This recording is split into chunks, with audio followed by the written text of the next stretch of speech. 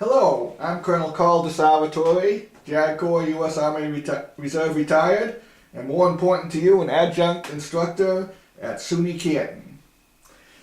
This is my second in a series of videos about making the most and best use out of Westlaw. If you're looking at this video, you must be in one of the classes I teach. Congratulations. It will be a rewarding experience. My online mentors tell me I have to keep these videos short and to keep them under 10 minutes because that's the length of your attention span for videos. So once again, we'll keep this one under 10 minutes. What this video is going to be about is about reading cases on Westlaw. Now this seems like a counterintuitive subject. You know, you just pull up the case and you read it. But it's not quite as easy as that, and we'll go into the specifics in a few moments. What you're looking at now is the Westlaw homepage that pops up after you log in. We will move over to Law once again. And this page should be starting to look familiar for you. What we'll do is we'll take a look at the Bivens case. Now that's a good one to get started, as we found it on the first video. What I did is I copied the citation, so I'll just cut and paste. I'm asking my cameraman if you got that zeroed in. Yep. My son is helping me with this. Then we'll hit go.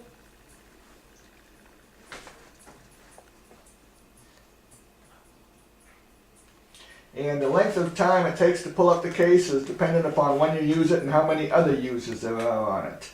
If anybody from Westlaw Publishing Company is looking at this, we got plenty of room up here in northern New York. We got plenty of green power with windmills and hydro, and we got plenty of cooling. All you have to do is open the door not 10 months out of the year, and northern New York will be a great place for you to put some of your servers here to help us speed up. Okay, we found the one result, the Bivens case. Now at the very top, if you can, we have the heading. What I want you to note is that is not the proper Blue Book citation for those of you that are legal studies students. And I say that again. That is not the proper Blue Book citation. You look at, if you want to get the proper citation, you need to look at the format, you need to look at the Blue Book. This is enough to work with. So we have the name of the case and a citation up there. We have the full name of the parties, the court, when it was argued, and when it was decided. Now this head note that you see here was not written by the court. It is not part of their decision. It is just a brief, very brief summary, procedural summary, and what happened, what this court decided in the case, reversed and remanded. Also has some useful information as far as concurring and dissenting opinions. Next come head notes. Now these head notes, again, are a vestige of the Dead Tree Library. They were very useful in finding additional cases using digests. They also even computerized research. You can type on the head note and that will bring you to cases that will are about the topic.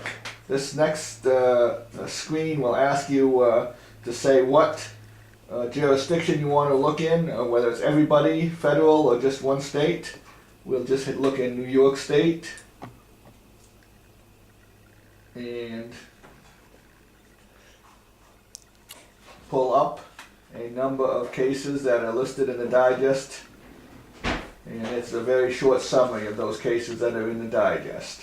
A useful research tool beyond the scope of this video. So we'll go back. These head notes. If you are the first year student, what you need to do is scroll through the head notes and ignore them. They are good for legal research. They are not good for reading the case.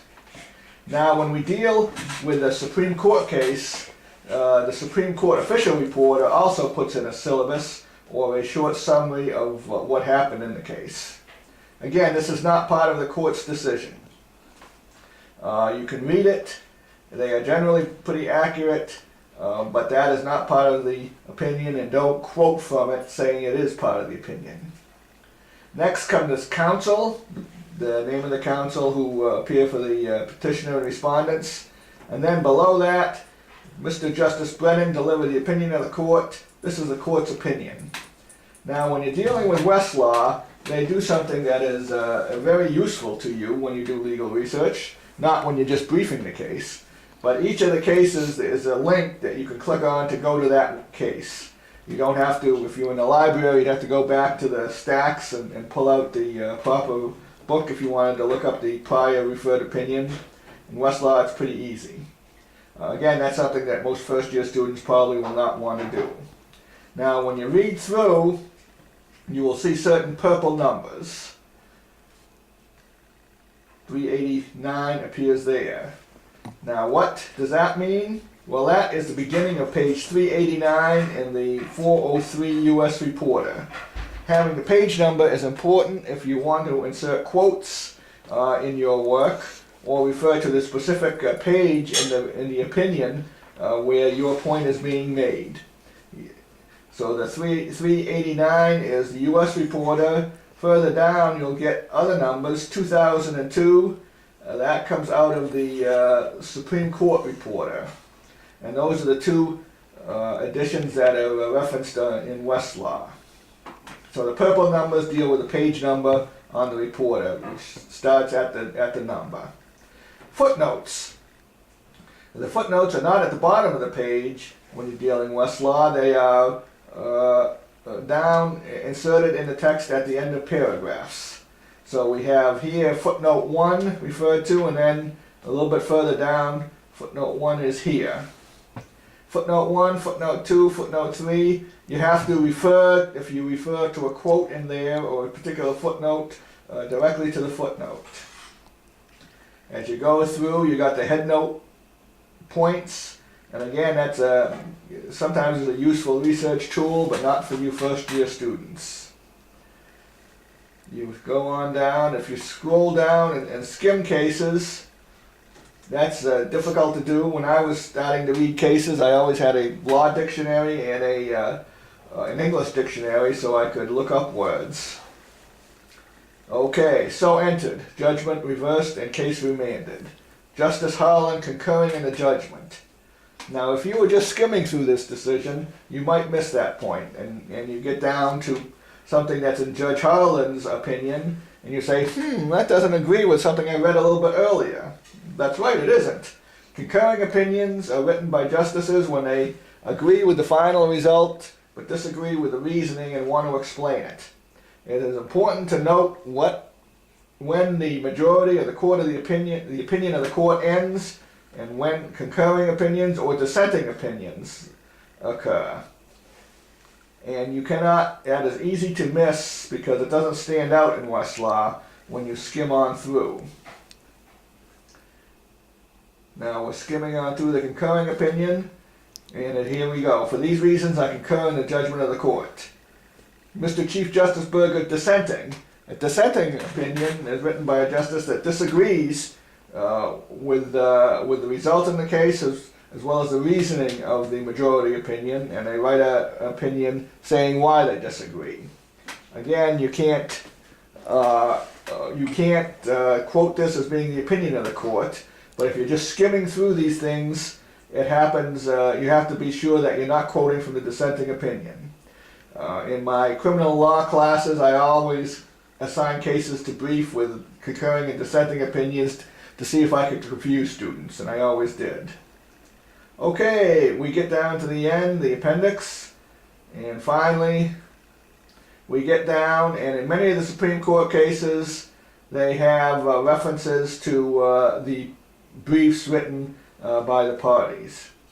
So to hit the main point again in this case is that when you are reading the opinion of the court, you have to scroll through the headnotes, you have to scroll through the beginning summaries and syllabuses, and actually get to the opinion of the court itself, and you have to pay attention to when the opinion of the court, the majority opinion, ends and dissenting and concurring opinions begin. Once again, if you have any questions or comments about this video, please email me at my Suny Canton email address. Thank you, and good studying.